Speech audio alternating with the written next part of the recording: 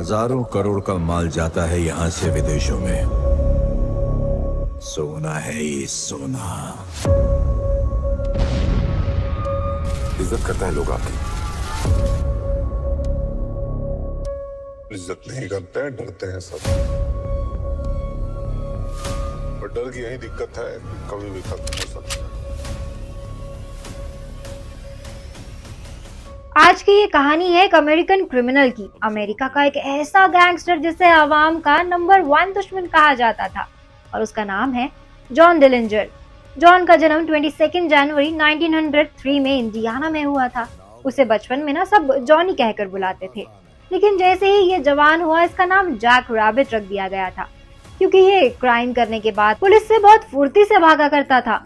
John बचपन से ही छोटी मोटी चोरियां करता रहता था, जिसके बाद उसके पिता ने ना उसे नेवी में भर्ती कर दिया।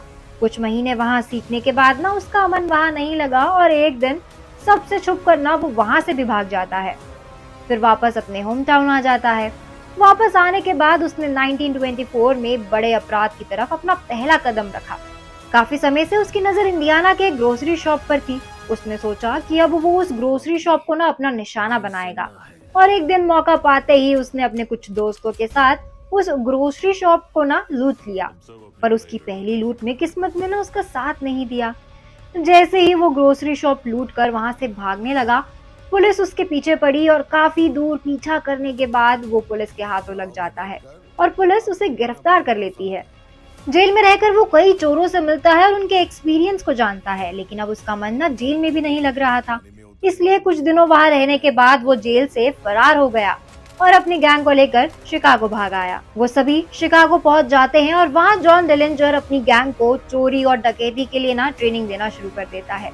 लेकिन उन्होंने डिसाइड किया कि शिकागो में वो कोई छोटी मोटी चोरी नहीं करेंगे, अब वो सीधे बैंक पर अपना हाथ साफ करेंगे। जॉन डिलिंजर उन सभी को बैंक लूटने की ट्रेनिंग देने लगा और फिर धीरे धीरे करके ना वो अमेरिका के सभी छोटे बड़े बैंक्स को लूटने लगे। और कुछ ही सालों में जॉन डिलिंजर और उसका गैंग अमेरिका का बैंक लूटने वाला सबसे बड़ा गैंग बन गया।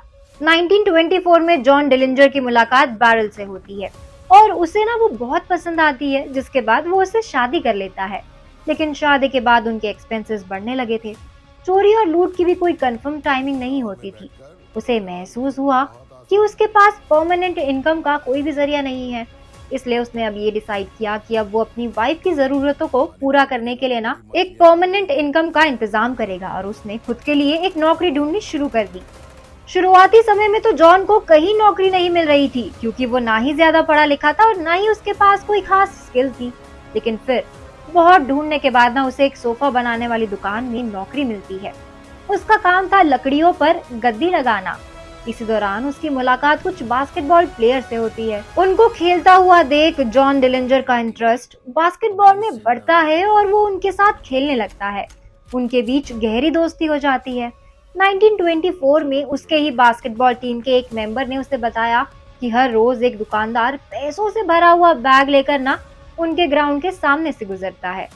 पूरे दिन अच्छा खासा माल कमाने के बाद वो शाम को पैसे लेकर अपने घर जाता है। ये बात जॉन डिलिंजर के ना मन में बैठ गई थी और उसने उस टीम मेंबर के साथ मिलकर ना ये डिसाइड किया कि वो उस दुकानदार से उन पैसों को लूट लेंगे। प्लान के अकॉर्डिंग जॉन उसके बैग को छीनेगा और उसकी बास्केटबॉल टीम का जो दूसरा प्लेयर था ना कुछ दूरी पर कार लेकर खड़ा होगा, और जैसे ही जॉन डिलिंजर पैसे छीनकर उसके पास आएगा वो कार को तेजी से चला देगा, सो दैट पैसा लेते ही ना वो गाड़ी में बैठ जाए और वहां से फरार हो जाए। जॉन के पास एक पिस्टल भी थी। दुकानदार जब पैसे लेकर वहां से निकल रहा होता है ना तो जॉन उसके पास जाता है और उससे पैसे जो है वो छीनने लगता है। दुकानदार जो है वो घबरा जाता है और वो जॉन से ना हाथापाई करने लगता है।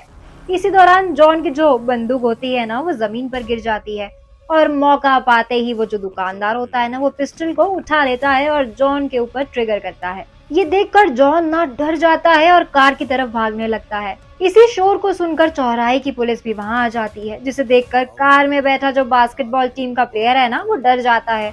उसे लगता है कि अगर पुलिस ने उसे पकड़ लिया तो उसका करियर खत्म हो जाएगा, साथ ही साथ उसे जेल में भी डाल दिया जाएगा। इसी डर से वो कार लेकर भाग जाता है। लेकिन जॉन जो है वो पुलिस की गिरफ्त में आ जाता है, जिसके बाद जॉन को कोर्ट 20 साल की सजा सुना देता है। जेल में उसकी मुलाकात हैरी और होमर से होती है। साथ रहते उनके बीच ना अच्छी दोस्ती हो जाती है। इसी दौरान 1933 में जॉन की सौतेली माँ की मौत हो जाती है, जिसके बाद उसे कुछ समय के लिए ना कोर्ट द्वारा बेल मिल जाती है। लेकिन उसने इस बेल का भी ना पूरा फायदा उठाया और बाहर आते ही बहुत सारे हथियार और असलमों को इकट्ठा करना शुरू कर दिया। जेल में रहने के दौरान उसने अपना अच्छा खासा कांटेक्ट वहां बना ही लिया था और उन्हीं सोर्सेज के जरिए ना उसने अपने दोस्त हेनरी और होमर के पास जेल में उन हथियारों को पहुंचा दिया, जिसके बाद वो दोनों भी जेल से भागने में कामयाब हो गए और अब तीनों ने मिलकर ना एक गैंग बना दी जिसका नाम डिलिंजर गैंग था। उन्होंने बहुत सी बड़ी बड़ी दुकानों को लूटा और लूटने के बाद बड़ी ही आसानी से वो वहां से फरार हो जाते थे। उनकी इस लूटपाट से ना सरकार और नागरिक दोनों ही परेशान थे। पुलिस काफी समय से जॉन डिलिंजर की इस गैंग को ना पकड़ना चाह रही थी, लेकिन हर बार वो लोग बच निकलने में कामयाब हो जाते थे। अब ये case federal bureau of investigation यानी कि एफबीआई को सौंपा गया। पहले तो एफबीआई ने जॉन को पब्लिक एनिमी नंबर 1 का खिताब दे दिया और फिर जॉन को पकड़ने के लिए ना अपने सोर्सेज को लगा दिया। उन्होंने जॉन की वाइफ के दोस्त से कांटेक्ट किया, जिसके जरिए उन्हें ये पता चला कि जॉन और उसकी वाइफ 22 जुलाई 1934 को मूवी देखने जाने वाले हैं। इसी मौके का फायदा उठाते हुए पुलिस भी वहां पहुंचती है। जॉन शाम को अपनी वाइफ के साथ जब मूवी थिएटर से बाहर आता है तो सामने खड़ी पुलिस मौका देखते ही उस पर फायरिंग शुरू कर देती है और बस इसी तरह अमेरिकन पब्लिक के इस एनिमी की मौके पर ही मौत हो जाती है। बताया जा रहा है कि इस बार केजीएफ 3 में सुपरस्टार यश जॉन डिलिंजर का ही किरदार निभाते नजर आएंगे और फिल्म में उन्हीं की कहानी को दर्शाया जाएगा। और ऐसी ही एक माफिया की स्टोरी से इंस्पायर्ड होगी केजीएफ 3 की स्टोरी और आज की हमारी ये कहानी यहीं होती है खत्म। आपको ये कहानी कैसी लगी हमें कमेंट सेक्शन में जरूर बताएं। आज के लिए बस इतना ही। मैं पूर्णिमा लेती हूँ अब आप सभी से इजाजत। ये वीडियो पसंद आया हो तो इसको लाइक और शेयर करें, साथ ही सब्सक्राइब करना ना भूलें बॉलीग्राड स्टूडियोज को।